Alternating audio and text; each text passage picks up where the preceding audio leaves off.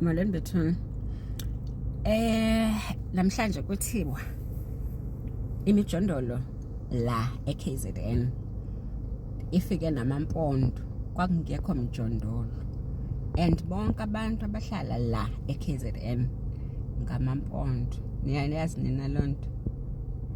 And kuthiwa ngendlela abangathembakalanga ngayo osisi bangapha emampondweni, including namaXhosa ke, uthi usomshiya kwakho uhambe emsebenzini ufike esethuthe yonke into kuclean. Niyayazi nani nabethunana loo nto?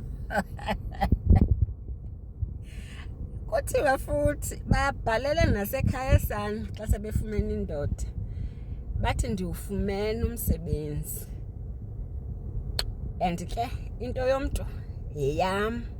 Babatsho kuqala sana nangendlela abayithanda ngayo imali osisi bangale emampondweni nasemaXhoseni.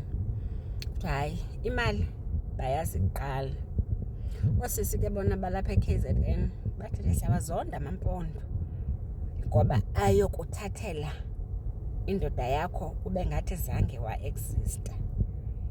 Once nje indoda yakho yajola nempondo, khohlwa so hey, andazi nithini nina? Ndiyabathanda kodwa abantu bami base-KZN too much.